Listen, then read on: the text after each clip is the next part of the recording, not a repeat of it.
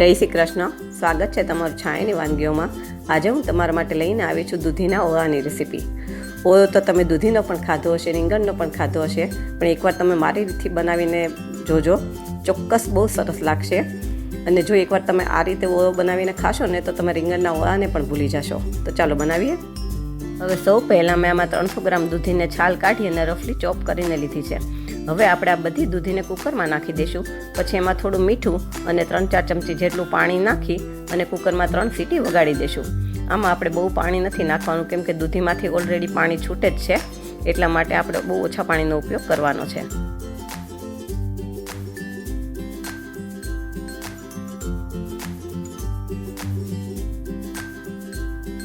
હવે કુકર ચડી અને ઠંડુ થાય ત્યાં સુધી આપણે લસણવાળું મરચું કરવાનું છે.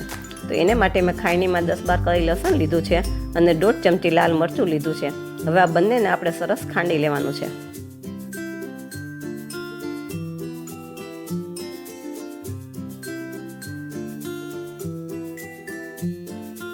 હવે આપણું લસણવાળું મરચું સરસ ખંડાઈ ગયું છે અને આ બાજુ આપણું કુકર પણ ઠંડુ થઈ ગયું છે અને દૂધી પણ સરસ ચડી ગઈ છે.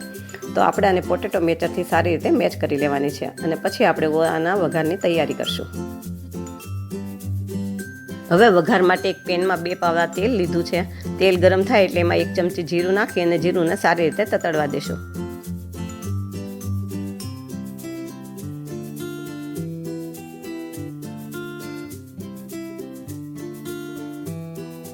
પછી એમાં થોડી હિંગ નાખશું.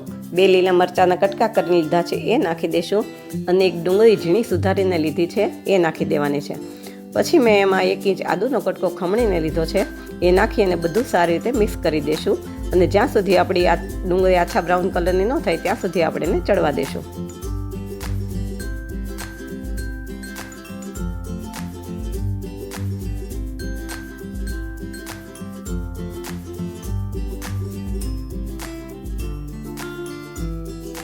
ત્યારબાદ મેં એમાં 2 લીલી ડુંગળીનો ઉપરનો વ્હાઈટ ભાગ કટકા કરીને લીધો છે એ નાખી દેશું અને થોડું હલાવી લેશું.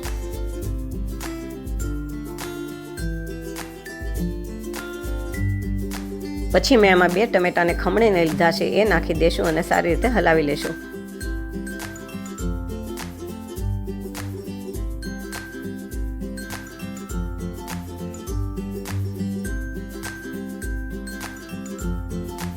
પછી એમાં 1 ચમચી મીઠું, અડધી ચમચી હળદર અને આમાં મેં 2 ચમચી જેટલા લીલા વટાણા લીધા છે એ નાખીને ફરીવાર બધું આપણે સારી રીતે મિક્સ કરી દઈશું.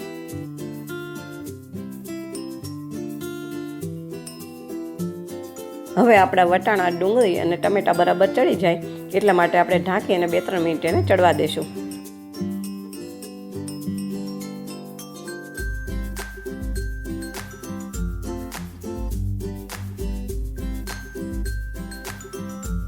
હવે તમે જોઈ શકો છો આમાંથી તેલ છૂટું પડી ગયું છે. તો હવે આપણે આમાં લીલી ડુંગળીના પાંદડાનો ભાગ નાખી દઈશું. 1 ચમચી લસણવાળું મરચું નાખશું અને આપણે જે દૂધી ક્રશ કરીને રાખી હતી એ નાખી દઈશું અને છેલ્લે એમાં 1.5 ચમચી ધાણા જીરું નાખી અને બધું સારી રીતે મિક્સ કરી દઈશું. જો તમને મારી વાનગીઓ પસંદ આવે તો મારા વિડીયોને લાઈક કરજો, શેર કરજો અને મારી ચેનલને સબસ્ક્રાઈબ કરજો.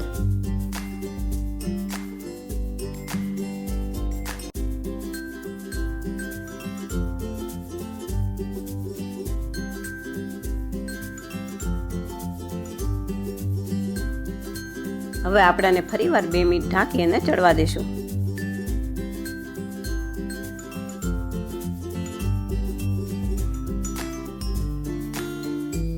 જુઓ, જોતાં જ ખાવાનું મન થઈ જાય એવો આપણો દૂધીનો ઓળો તૈયાર થઈ ગયો છે. તેમાં 2 ચમચી શેકેલા સિંગદાણાનો અધકચરો કરેલો ભૂકો નાખું છું, અડધી ચમચી ગરમ મસાલો અને થોડી કોથમીર નાખી દઈશું. હવે આને પણ સારી રીતે મિક્સ કરી દઈશું. આમાં મેં 2 સિક્રેટ સામગ્રી ઉમેરી છે. એક છે લીલા વટાણા અને બીજો સિંગદાણાનો ભૂકો. તો તમે પણ આ રીતે બનાવીને ચોક્કસ ટ્રાય કરજો. ઓળો બહુ જ ટેસ્ટી અને સ્વાદિષ્ટ લાગે છે. હવે છેલ્લે એમાં ખટાશ માટે અડધું લીંબુ નીચોવી દેવાનું છે અને બધું સારી રીતે મિક્સ કરી લેવાનું છે. આ દૂધીનો ઓળો રોટલી, પરાઠા કે બાજરીના રોટલા સાથે ખૂબ જ ટેસ્ટી લાગે છે.